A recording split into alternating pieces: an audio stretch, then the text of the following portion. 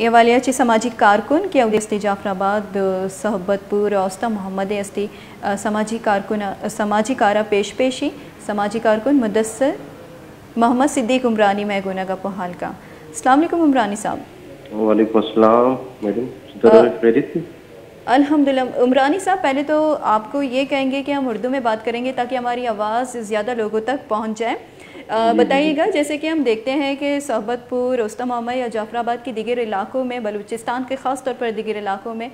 जो सैलाब मुतासरा इलाका है वहाँ पर वबाई अमराज़ें टूट पड़ी हैं। तो आप बहसियत समाजी कारकुन आपसे ये जानना चाहते हैं कि वहाँ सैलाब मुतासरीन को किन मुश्किलात का सामना है, और इस वक्त ये जो मुतासरीन हैं ख़ास तौर पर मलेरिया के जो मुतासरा हैं वहाँ पर क्या सूरत हाल है? जी बहुत शुक्रिया मैडम हमारी आवाज़ बनने के लिए। वश न्यूज़ का हमेशा आप हमें कवर करते रहते हैं इस इलाके को। ये हमारे पास में उस्ता मोहम्मद और जाफराबाद की सोबतपुर की बात करूं तो ये 2 दिन पहले की मैं आपको एक ऑफिशियल रिकॉर्ड दूंगा मलेरिया के हवाले से कि मलेरिया हमारे पास समझे बिल्कुल आउटब्रेक हो चुका है। यहाँ पर 95% रेशो है मलेरिया के पॉजिटिव आने का। एक अलार्मिंग सिचुएशन है इलाके के लिए, हुकूमत के लिए, इंतज़ामिया के लिए। और बड़ी बदकिस्मती है कि कोई इस वक्त तक हुकूमत की तरफ से ख़ास कोई इकदाम नहीं उठाए जा रहे। और एक तो मलेरिया की वबा फूट पड़ी है,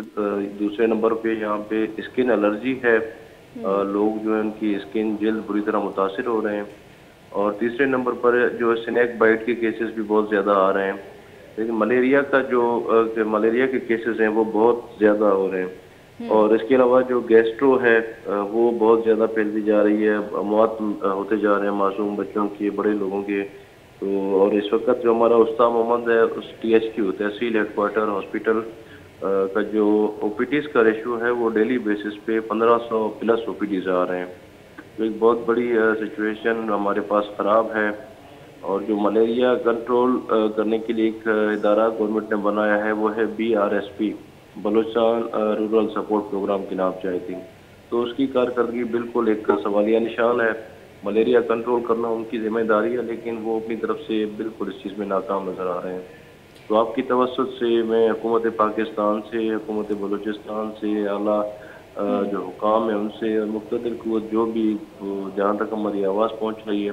उनसे गुजारिश करेंगे कि हमारे इलाके की तरफ तवज्जो दें। लोग मर रहे हैं, बीमार हो रहे हैं। और सबसे बड़ी बात यह है कि यहाँ पर जो मलेरिया की मेडिसिन हैं उनका भी बड़ा फुकदान है।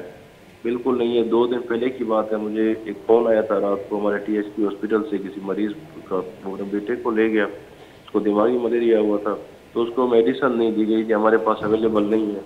और अभी कहा जा रहा है कि कल थोड़ी बहुत एक मुख्तसर मिकदार में यहाँ पर अस्पताल में मलेरिया की मेडिसिन दी गई, लेकिन ना का वो मतलब लोगों को पहुँचने के काबिल नहीं है, बिल्कुल कम मिकदार में है। अच्छा उमरानी, जैसे कि अभी हमारी बात भी हो रही थी district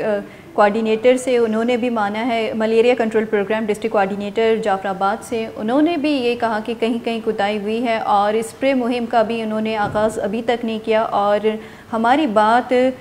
district head control programme malaria director, उनसे भी हमारी बात हुई थी ज़रख़ून साहब से, उन्होंने ख़ुद अपनी कोताही मानी है कि कई जगहों पर कोताही हुई है और अभी तक स्प्रे करने के लिए वसाइल तक नहीं है, फंड्स मौजूद नहीं है। तो ऐसी अलार्मिंग सिचुएशन है। बतौर सियासी समाजी कारकुन आप लोग क्या देखते हैं कि मतलब इस तरह की जो सूरत हाल वबाई अमराज भी टूट पड़ी है, तो नज़दीक कोई मेडिकल कैंप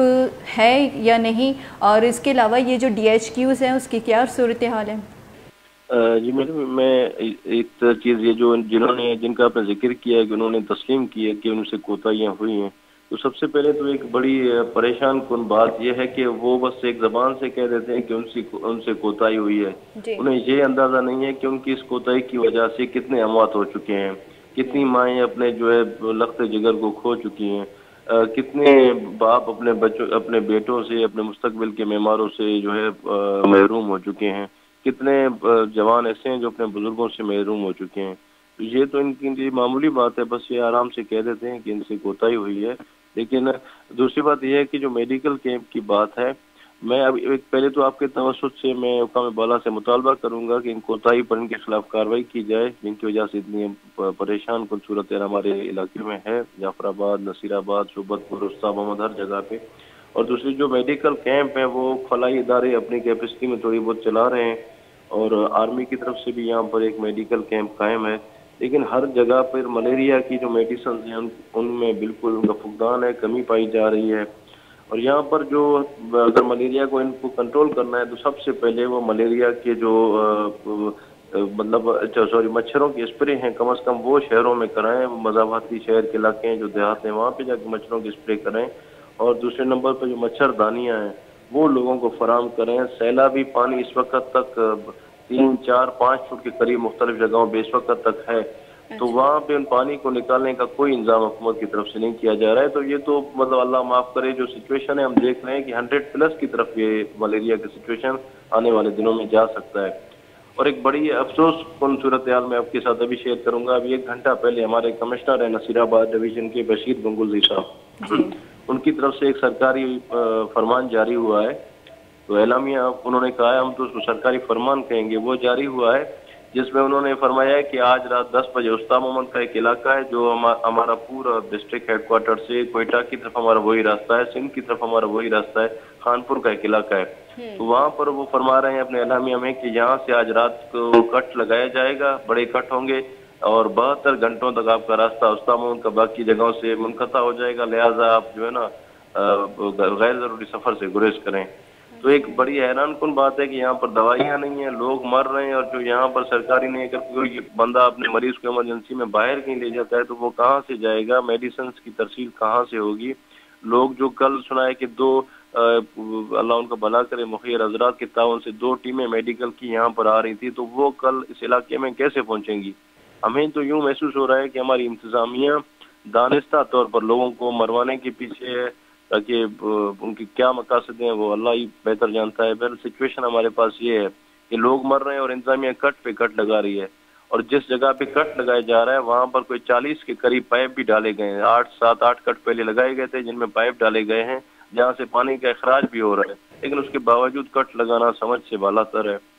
لوگ بے یار و مدد کر رہے ہیں، کوئی توجہ اس علاقے کی طرف نہیں دی جا رہی، حالانکہ ہمارے پاس 3 دفعہ وزیر اعظم میاں شہباز شریف صاحب تشریف لائے ہیں اس علاقے میں، ہمارے شہر میں، اور ان کے ساتھ ایک وی آئی پی موومنٹ جو ہوئی تھی وہ اقوام متحدہ کے سیکرٹری جنرل بھی ان کے ساتھ تشریف لائے تھے، انہوں نے خود دیکھا ہے کہ اس علاقے کی سچویشن کیا ہے، لیکن کوئی جو ہے یہاں پہ دادرسی ہمارے لوگوں کی، ہمارے علاقے کے جو غریب لوگ ہیں جو کھلے آسمان تلے پڑے ہیں، کچھ بھی نہیں ہو رہی یہاں پہ۔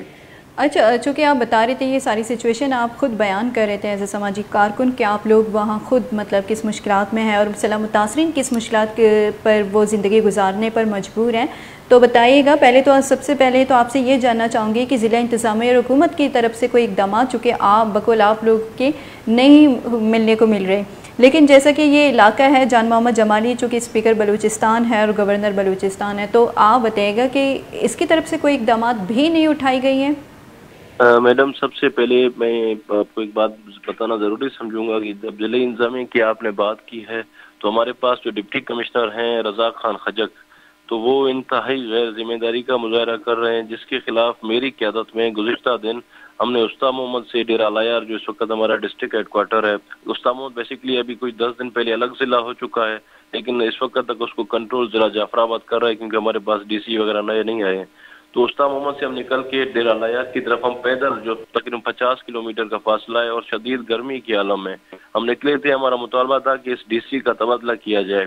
اسی مطالبے کے ساتھ ہمارے ساتھ خاتون بھی ایک تھیں اور کچھ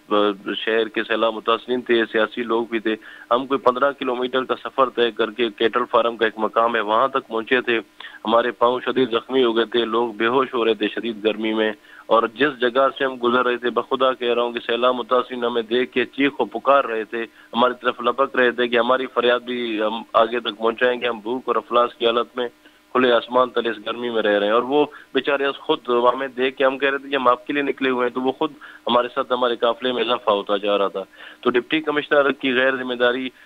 کی یہ میں نے آپ کو بات بتائی۔ ان کے دفتر میں